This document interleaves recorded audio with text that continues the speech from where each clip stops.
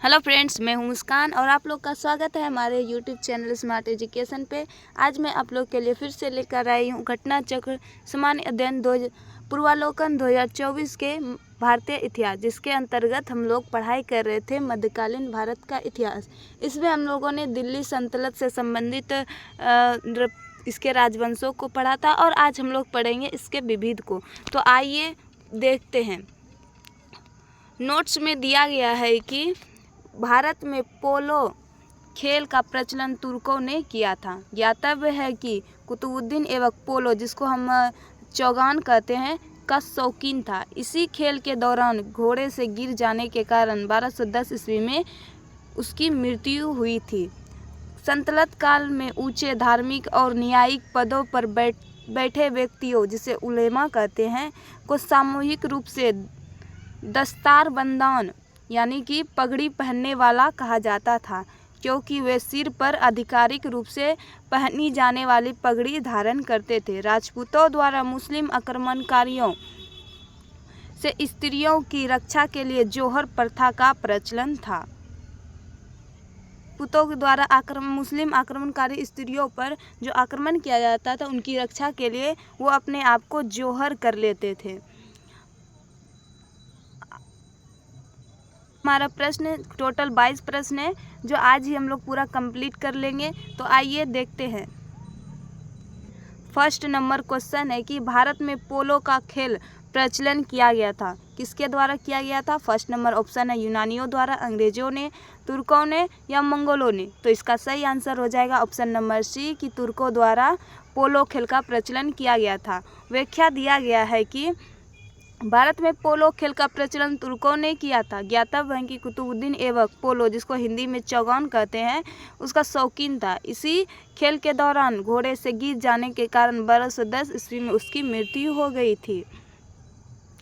दूसरा नंबर प्रश्न है कि सूची ए तथा सूची 2 को सुमेल कीजिए तथा नीचे दिए कूट से सही उत्तर चुनिए। हमारे पास सूची 1 में दिया गया है शासक और सूची 2 में दिया गया है उसके द्वारा स्थापित किए गए या फिर कौन से विद्वान आए वो दिए गए। पहला फर्स्ट नंबर है फिरोज शाह तुगलक, और दूसरा है बलबन, और तीसरा है अलाउद्दीन खिलजी, और चौथा है जहांगीर। सूची 2 में दिया गया है दीवान ए रियासत, 2 में दिया गया है नरोज एक त्यौहार है, और 3 में दिया गया नहरों का निर्माण, और चौथा में दिया गया सर थॉमस रो। नीचे कूट में दिया गया है इसका आंसर कि ऑप्शन नंबर बी सही है, यानी कि फिरोज शाह तुगलक ने नहरों का निर्माण कराया। ये तुगलक वंश के संबंधित थे। और बलबन ने नरोज त्यौहार का प्रचलन किया। सिजदा और पाबोस, ये नरोज त्यौहार जो ईरानी का पर्व है। अलाउद्दीन खिलजी ने दीवान ए रियासत की शुरुआत की और जहांगीर के दरबार में सर थॉमस रो आए थे। इसके बारे में व्याख्या में दिया गया है कि राजधानी में आर्थिक मामलों की देखभाल के लिए दीवान ए रियासत विभाग की स्थापना अलाउद्दीन खिलजी ने की थी। फिरोज शाह तुगलक ने नहरों का निर्माण कराया। फारसी त्यौहार है नरोज, फारसी को ईरानी भी कहते हैं। नरोज बलबन ने दिल्ली दरबार में प्रचलित किया। अंग्रेज सर थॉमस रो मुगल शासक जहांगीर के काल में भारत आया था। निम्नलिखित में से दिल्ली सल्तनत के किस सुल्तान के शासन काल में शाही महलों में हिंदू देवी देवताओं की पूजा होती थी? तो किसके महलों में, शाही महलों में देवी देवताओं की पूजा होती थी? तो नसरुद्दीन खुसरो शाह के महलों में देवी देवता को पूजा जाता था। इसके बारे में व्याख्या है कि दिल्ली सल्तनत के सुल्तान नसरुद्दीन खुसरो शाह के शासन काल में शाही महलों में हिंदू देवी देवताओं की पूजा होती थी। मुबारक शाह की हत्या के उपरांत खुसरो खान, जिसे नसरुद्दीन खुसरो शाह की उपाधि धारण कर दिल्ली की गद्दी पर बैठा था। चौथा नंबर प्रश्न है कि निम्नलिखित में से कौन सा युग्म सुमेलित नहीं है, यानी कि कौन सा मेल गलत है? फर्स्ट में पहले में है यात्री और दूसरे तरफ है देश, यानी कि इब्न बतूता एक यात्री है। वो किस देश के थे? तो वह मोरक्को के निवासी थे, और मार्को पोलो ये इटालवी यात्री थे। ईरानी यात्री थे और नूनीज एक पुर्तगाली यात्री, यानी कि हमारा ऑप्शन नंबर सी गलत है कि अब्दुल रज्जाक एक तुर्की नहीं बल्कि ईरानी यात्री थे।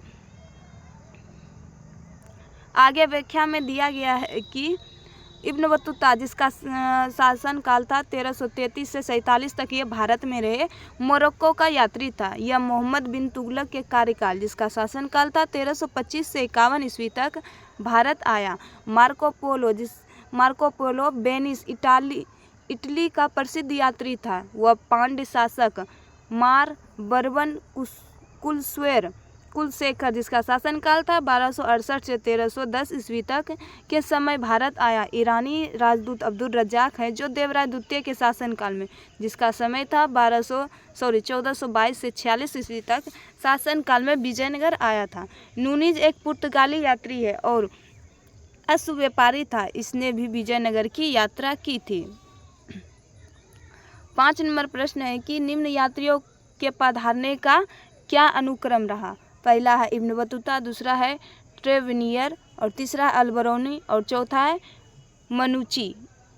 तो कौन सा सही हो जाएगा? इसका ऑप्शन नंबर बी सही है, यानी कि सबसे पहले अलबरूनी भारत आया और सेकेंड में इसके बाद आया इब्न बतूता, फिर आया है ट्रेवेनियर और लास्ट में सबसे आया है मनुची। व्याख्या है कि प्रश्नगत यात्रियों का काल अनुसार क्रमानुसार विवरण इस प्रकार है। पहला है कि अलबरूनी खीवा, जिसको प्राचीन खारिज देश कहते हैं, का निवासी था। महमूद गजनवी की भारत विजय से पहले वह एक विद्वान तथा राजनीतिज्ञ के रूप में खीवा वंश के अंतिम शासक के दरबार में था। महमूद गजनवी के भारत पर आक्रमण के समय वह उसके साथ भारत आया था। आगे है इब्न बतूता, जो 1333 से 1347 ईस्वी तक भारत में रहा। यह मोरक्को, जिसको अफ्रीकी यात्री था। वह सल्तनत काल में मोहम्मद बिन तुगलक के शासनकाल, जिसका समय था 1325 से 1351 में भारत आया। मोहम्मद तुगलक ने इसे दिल्ली का काजी भी नियुक्त किया था। बाद में 1342 ईस्वी में उसे अपना राजदूत बनाकर चीन भेजा।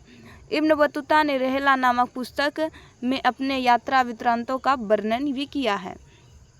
अब दिया गया है ट्रेवेनियर के बारे में। ट्रेवेनियर, जिसका शासनकाल था 1638 से 1663 ईस्वी तक, फ्रांसीसी यात्री ट्रेवेनियर ने शाहजहां के शासनकाल में अपनी यात्रा प्रारंभ की। यह पेशे से जौहरी था, जिसका शासनकाल 1638 से 1663 के बीच। इसने 6 बार भारत की यात्रा की। अपनी यात्रा का विवरण इसने ट्रेवल्स इन इंडिया नामक पुस्तक में लिखा है। अब है मनुची के बारे में। मनुची के बारे में दिया गया है शासनकाल में कि इसका शासनकाल 1653 से 1708 ईस्वी तक था। यह इतालवी यात्री था। 14 वर्ष की अल्प आयु में ही अपने घर ग्रीक नगर वेनिस से भागकर एशिया माइनर और फारस की यात्रा करते हुए भारत पहुंचा। इसने शाहजादा दारा सिको की सेवा में तोपची के रूप में नौकरी की। बाद में चिकित्सक का पेशा अपना लिया। स्टोरियो दो मोगार नामक संस्करण लिखा, जिसे 17वीं शताब्दी के भारत का दर्पण कहा भी जाता है। अब है 6 नंबर प्रश्न कि दस्तार बंदगान कौन कहलाते थे। दस्तार बंदगान कौन कहलाते थे? तो उलेमा वर्ग कहलाते थे। व्याख्या दिया गया है कि सल्तनत काल में ऊंचे धार्मिक और न्यायिक पदों पर बैठे व्यक्तियों, जिसे उलेमा कहते थे, सामूहिक रूप से दस्तार बंदगान, जिसको कहते हैं पगड़ी पहनने वाला कहते हैं, कहा जाता था, क्योंकि वे सिर पर आधिकारिक रूप से पहनी जाने वाली पगड़ी धारण करते थे। अब है 7 नंबर प्रश्न कि चुंबकीय दिशा सूचक का भारतीय महासागरों में प्रयोग की प्रारंभिक सूचना किसके द्वारा दी जाती थी। तो किसके द्वारा दी जाती थी? तो सरुद्दीन मोहम्मद औफी के द्वारा दी जाती थी।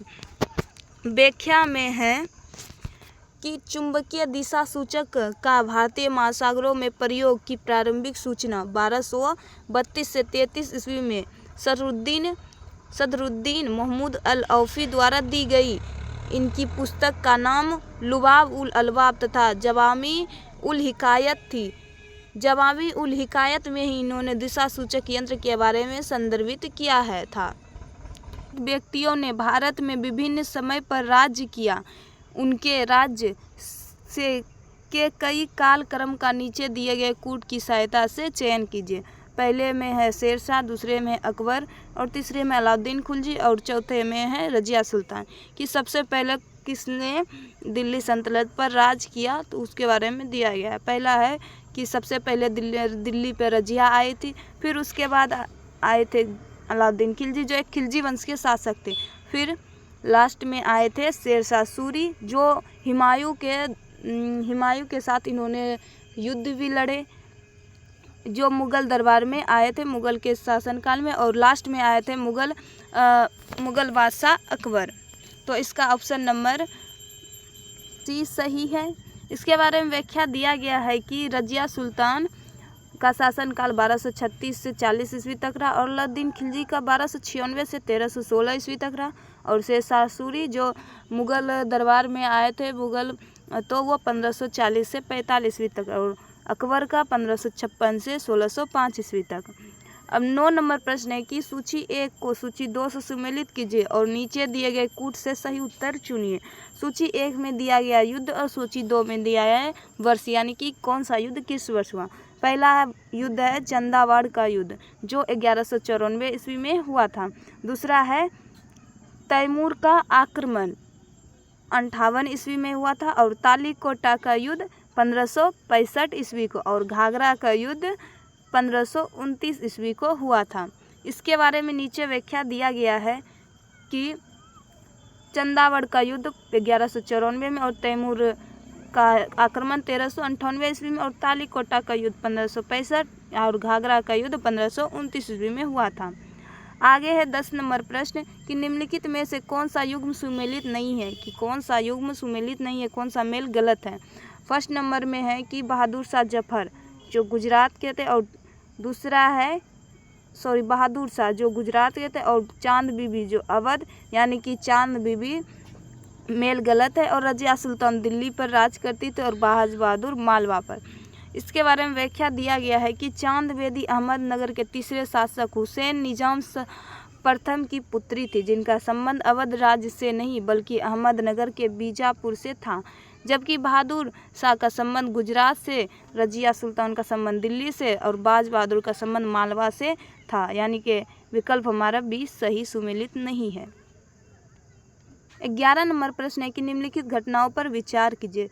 हमारे पास कथन है कि विजयनगर के कृष्णदेव राय का शासनकाल, दूसरा है कुतुब मीनार का निर्माण, तीसरा है पुर्तगालियों का भारत आगमन और चौथा है फिरोज तुगलक की मृत्यु। यानी कि हमारे पास ऑप्शन कूट में दिया गया है कालक्रमानुसार सजाए। पहला कूट में ही 2 4 3 1 यानी कि 2 4 3 1 सही, यानी कि सबसे पहले कुतुब मीनार का निर्माण हुआ और दूसरे में हुआ फिरोज शाह तुगलक की मृत्यु और पुर्तगालियों का तब फिर भारत पर आगमन हुआ। फिर लास्ट में विजयनगर के कृष्णदेव राय के शासनकाल में आए।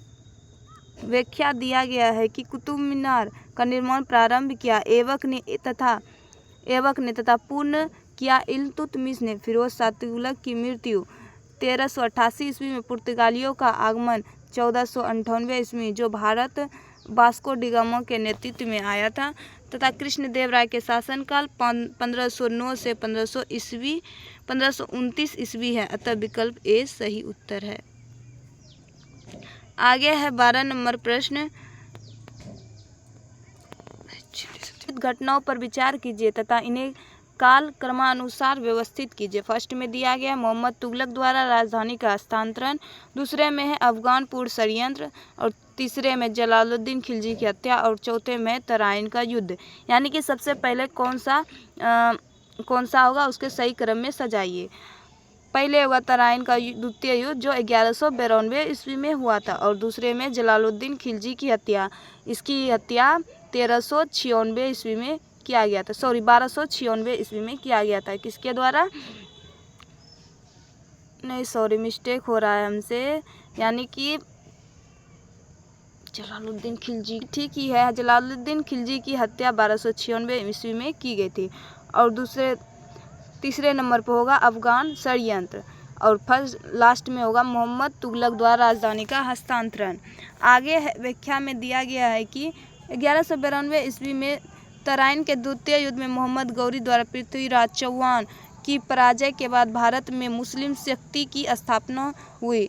1296 ईस्वी में जलालुद्दीन खिलजी की हत्या हुई। अफगान पुरषयंत्र द्वारा उलुग खां, जिसे मुहम्मद बिन तुगलक भी कहते हैं, को सुल्तान गयासुद्दीन की हत्या 1325 ईस्वी में की गई थी का दोषी माना जाता है। सुल्तान मोहम्मद बिन तुगलक, जिसका शासनकाल था 1325 से 51 ईस्वी तक, अपनी राजधानी दिल्ली से दौलताबाद, जिसका नाम बदलकर देवगिरी कर दिया गया, वो ले जाया गया। और अब 13 नंबर प्रश्न की निम्नलिखित अवतरण पर ध्यान दीजिए। दिया गया है कि अपने लगभग 30 वर्ष से व्यापक यात्री जीवन में उसने पूर्वी गोलार्ध के विस्तृत भूभाग की यात्रा की। उस विशाल भूभाग को देखा जिसमें आज कोई 44 देश आते हैं और कुल मिलाकर लगभग 73,000 मील की दूरी चलकर पार की। पूर्व आधुनिक काल का संसार का सबसे बड़ा वह यात्री कौन था जिसका वर्णन ऊपर के अवतरण में है? ऑप्शन में है मेगास्थनीज, दूसरा में फाहियान, तीसरा में मार्को पोलो और चौथा में है इब्न बतूता। तो इसका ऑप्शन नंबर डी सही है कि इब्न बतूता। व्याख्या में दिया गया है कि 1271 ईस्वी में अपनी यात्रा प्रारंभ कर मार्को पोलो ने 24 वर्षों तक लगभग 24,000 मील की दूरी तय की। मंगोल शासक कुबलई खां से सहायता प्राप्त मार्को पोलो की यात्राओं में मध्य पूर्व, मध्य एशिया, चीन और मंगोलिया शामिल है। निश्चित रूप से मार्को पोलो शिखर यायावरो से एक था, किंतु मोरक्को का इब्न बतूता भूभाग की लंबाई एवं विशालतम की दृष्टि से मार्को पोलो से भी बड़ा घुमक्कर था। उसने दक्षिण अफ्रीका, पश्चिम अफ्रीका, दक्षिण एवं पूर्वी यूरोप, मध्य यूरोप, भारतीय उपमहाद्वीप, मध्य एशिया, दक्षिण पूर्वी एशिया एवं चीन के क्षेत्र के 44 देशों से लगभग 73,000 मील, लगभग किलोमीटर में होगा 1,17,000 किलोमीटर की दूरी अपने 30 वर्षों की यात्री जीवन में तय की थी। तो वे कौन थे? तो इब्न बतूता थे। चलिए अब रहने दीजिए, अब करेंगे दूसरे वीडियो। मिलते हैं नेक्स्ट वीडियो के साथ, तब तक के लिए थैंक यू। बहुत बड़ा हो गया।